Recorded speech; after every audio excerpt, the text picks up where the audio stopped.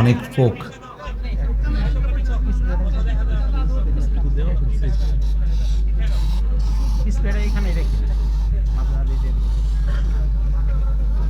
আলহামদুলিল্লাহ আলহামদুলিল্লাহ নাহমাদুহু ওয়া নাস্তাঈনুহু ওয়া নাস্তাগফিরুহু ওয়া নু'মিনু বিহি ওয়া নাতাওয়াক্কালু আলাইহি ওয়া নাউযু বিল্লাহি মিন শুরুরি আনফুসিনা ওয়া মিন সাইয়্যিআতি আ'মালিনা من يهده الله فلا مضل له ومن يضلله فلا هادي له ونشهد أن لا إله إلا الله وحده لا شريك له ونشهد أن سيدنا وحبيبنا ومولانا محمدا عبده ورسوله أما بعد فأعوذ بالله من الشيطان الرجيم بسم الله الرحمن الرحيم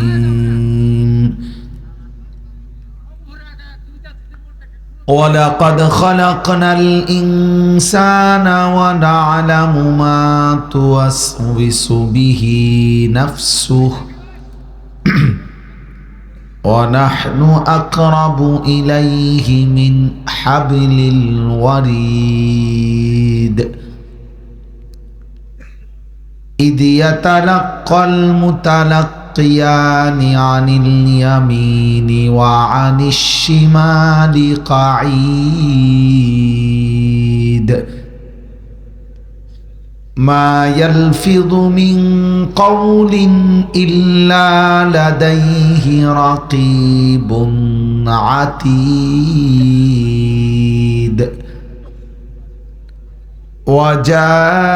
وجاءت سكرة الموت بالحق ذلك ما كنت منه تحيد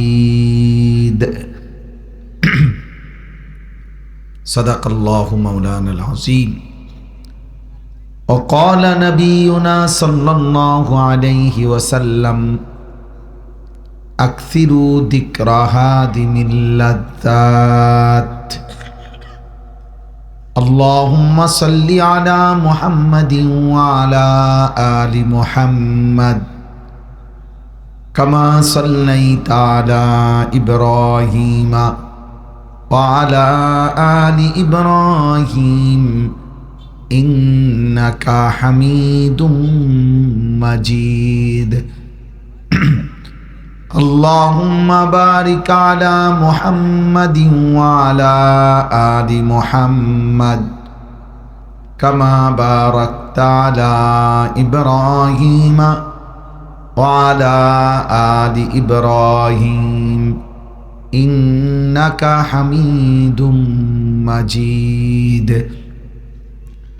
سبحانك لا علم لنا إلا ما علمتنا إنك أنت العليم الحكيم الحمد لله الله পাক রব্বুল ইজ্জত সুল জালাল ওয়াল ইকরামের ফজল করম রব্বুল আলামিনের ইহসান মেহেরবানি দয়া আল্লাহ তাআলা আমাদেরকে আজ 26 অক্টোবর 2025 রোজ রবিবার টাঙ্গাইল মির্জাপুর সুক্তা শাহাদাত আলী সরকারি প্রাথমিক বিদ্যালয় মাঠ প্রাঙ্গণে আলোর পথে ইসলামী যুব সংগঠনের উদ্যোগে আজকের এই চতুর্থ বার্ষিক তাফসীরুল কোরআন মাহফিলে আল্লাহ তাআলাই আমাদেরকে আসবার বসবার আল্লাহর জন্যই জমা হওয়ার তৌফিক দান করেছেন। আলহামদুলিল্লাহ। প্রিয় ভাই, নওজোয়ান বাবা, যতজন আপনারা দাঁড়িয়ে আছেন, ছেলেরা, ভাই, তোমরাও সবাই বসার চেষ্টা করো। প্রত্যেকেই প্রত্যেকের জায়গায় দয়া করে সবাই বসলে ভালো হবে। আমি এটা বিশেষভাবে বললাম, আল্লাহর কথা কম হোক বেশি হোক, যে 1 মিনিট শুনবেন কোনো সমস্যা নেই, 10 মিনিট শুনলে আপনার সময় না থাকলে ক্লান্তি লাগলে চলে যাবেন, কোনো অসুবিধা নেই। কিন্তু ছেলেরা সবাইকে বলছেন, সবাই যার যার জায়গায় বসলে ভালো হবে। প্রয়োজনে ঘাসের উপরেই বসো, প্রয়োজনে নিজেদের জুতা 2টা একসাথ করে জুতার উপরে রাইখা বসো। তারপরেও ভাই সবাই বসো। আমি বললাম, এই যে ছেলেরা সরো ভাই, এনতে সরো, না হইলে এলাকা ছাড়ো, সরো। এই ছেলে, ওর কাঁধে হাত দিছো কেন? আহাম্মক কোথাকার, আখলাক তো শিখো এতগুলো মানুষের সামনে।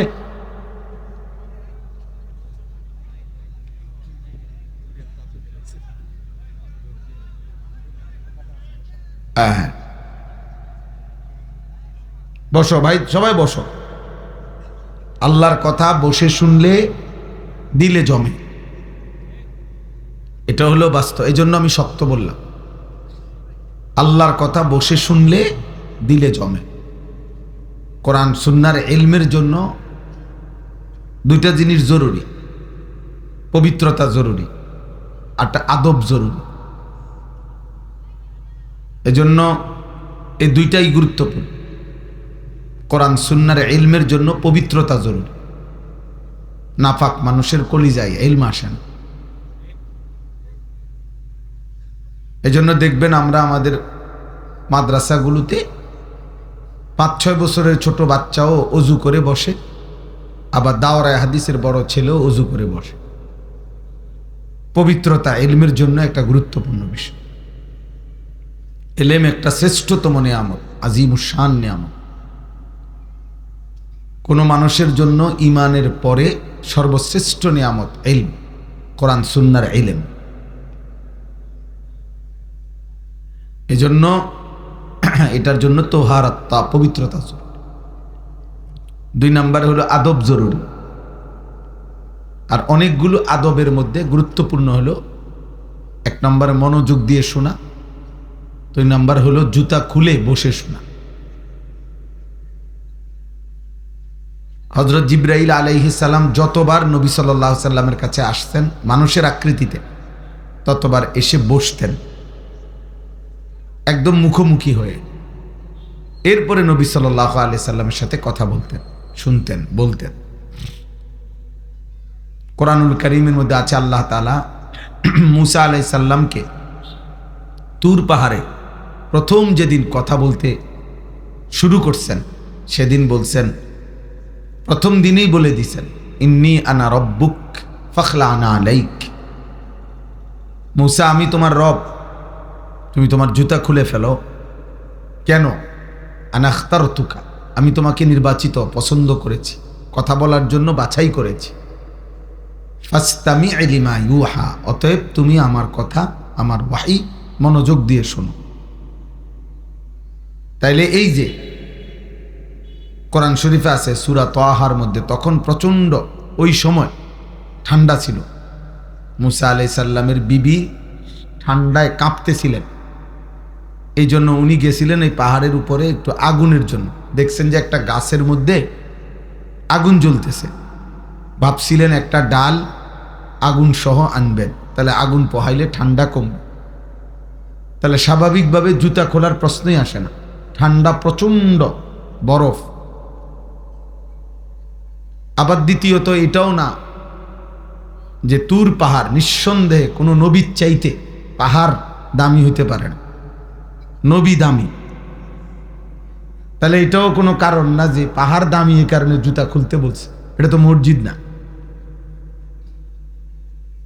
তাইলে আল্লাহ তাআলা বলছেন, আমি তোমার সাথে কথা বলবো, এই জন্য জুতা খুল।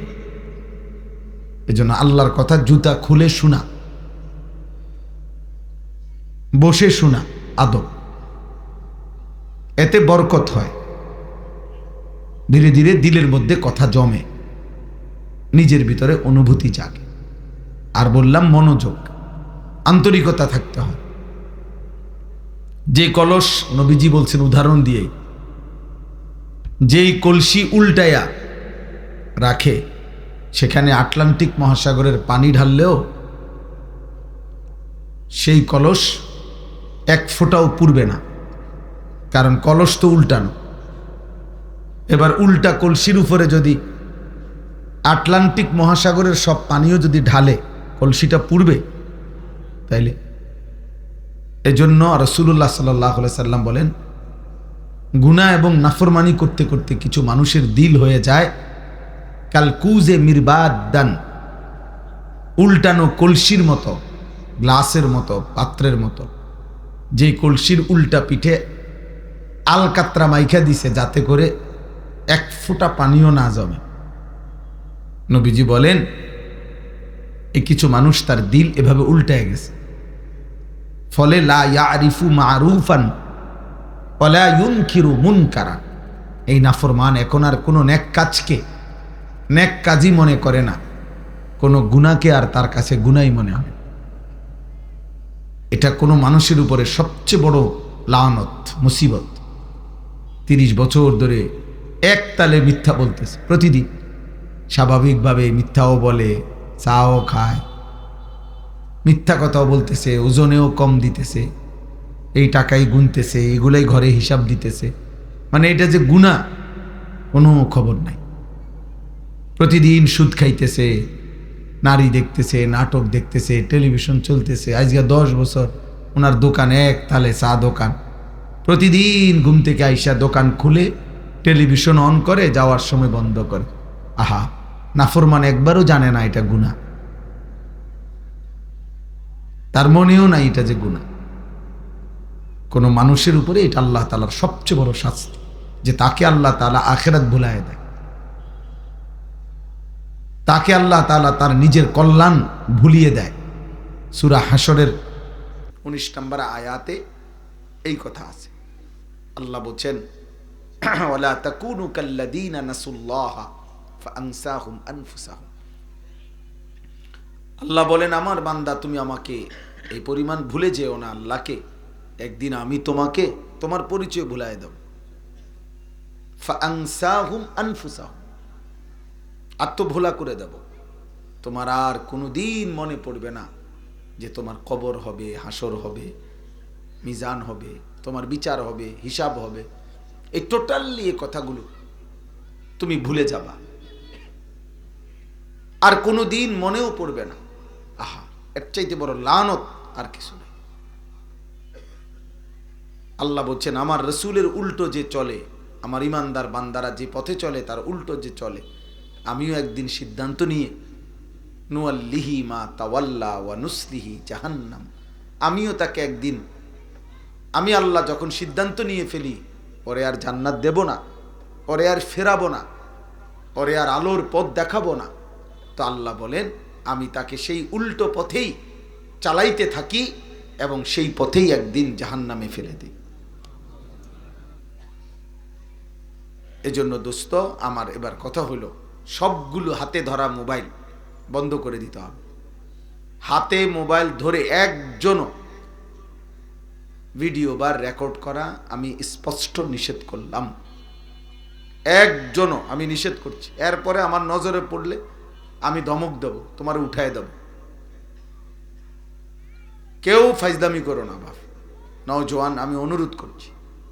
তো শরীরে না কুলাইলে ঘরে গিয়ে ঘুমায় যাও, চলে গেলে ভালো। আমার এটা কোনো নির্বাচনী জনসভা না, আমি কোনো প্রার্থী না, আমার কোনো মার্কা নাই, আমি ইলেকশনের ভোট চাইতে আসি নাই, কাজে আমি সমর্থন দিয়ে করব কি? জনসমর্থন, জনপ্রিয়তা, এটা কোনো আখিরাতের দৃষ্টিতে 2 পয়সার কোনো মূল্য নেই। জনপ্রিয়তা এটা ধোঁকা পরকালীন বিবেচনায়। ওমাল হায়াতুদ দুনিয়া ইল্লা মাতাউল গুরুর, আল্লাহ বলছে দুনিয়ার জীবন পুরাটাই ধোঁকা, মাতাউল গুরুর, দুনিয়ার সব উপকরণ ধোঁকা ধোঁকা। আল্লাহ বলছেন ধোঁকা। ওমা হাদিহিল হায়াতুদ দুনিয়া ইল্লা লাহবুন ওয়া লাইব। আল্লাহ বলছে বান্দা মনে রেখো দুনিয়ার জীবন শুধুই তামাশা, শুধুই খেলাধুলা, শুধুই তামাশা। অতএব নবীজি বলছেন আদ-দুনিয়া মালউনা ওয়া মালউনুন মা ফিহা। নবী বলছে দুনিয়া অভিশপ্ত এবং দুনিয়ার সবকিছু অভিশপ্ত, কোনোটাই কাঙ্ক্ষিত না, মতলুব না, খুব আকাঙ্ক্ষার কোনো বস্তু নাই। ইস, এই মাটিটা যদি আমার হতো, এই বিল্ডিংটা যদি আমার হতো, কত না ভালো হতো। কোনো ভালোই হইতো না, কিচ্ছু গোড়ার ঘাস হইতো না। দুনিয়া মতলুব হইতে পারে না, মানে দুনিয়া কারো আকাঙ্ক্ষা, এটা হওয়ার বিষয় না।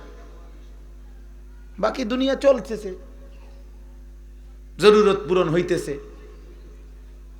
সেটা ঠিক আছে, কিন্তু আকাঙ্ক্ষার বস্তু, মুমিনের স্বপ্নের বস্তু, আমার জীবনের একটা স্বপ্ন, দোতলা একটা বিল্ডিং করব, সামনে দিয়ে একটা দরজা থাকবে, ঢুকলেই 4টা সোফা থাকবে, সোফাটার মধ্যে আমি ঠ্যাঙালগি দিয়া বসমু, এইগুলো কোনো স্বপ্ন না, ধোঁকা। এগুলো কি? এটা কোনো মোমেনের কি হইতে পারে না, স্বপ্ন হইতে। দুনিয়া নিয়া মোমেন স্বপ্ন দেখতে পারে না। হযরত মাওলানা তারেক জামিল সাহেব বলছিলেন যে মাটির সয়েল টেস্ট রিপোর্টে ইঞ্জিনিয়ারে বলছে মাটি ভালো মজবুত, আপনি 10 তালা করতে পারেন। তিনি বলছেন, হে আল্লাহর বান্দা, মাটিকে তুমি কাছে গিয়ে জিজ্ঞেস করো, মাটিকে বলো যে মাটি তুমি মজবুত কিনা, টেকসই কিনা। মাটি চিৎকার করে বলবে, আল্লাহর কসম বান্দা, আমি টেকসই না, আমি মজবুত না। একদিন ইসরাফিল ফু দিবে, আমি মাটি পাউডার পাউডার হয়ে উড়ে যাব।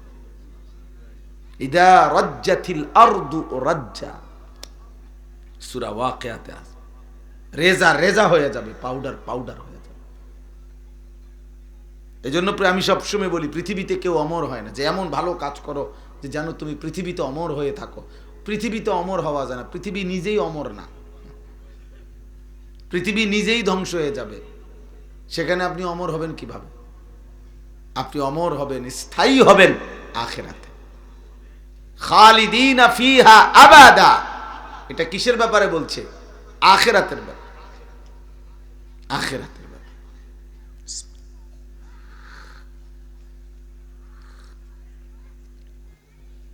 অতএব দোস্ত, এটা বোঝা দরকার। আলহামদুলিল্লাহ, আমরা যদি সবাই, এই যে মাশাআল্লাহ, আর অল্প কয়টা ভাই দাঁড়ায় আছেন,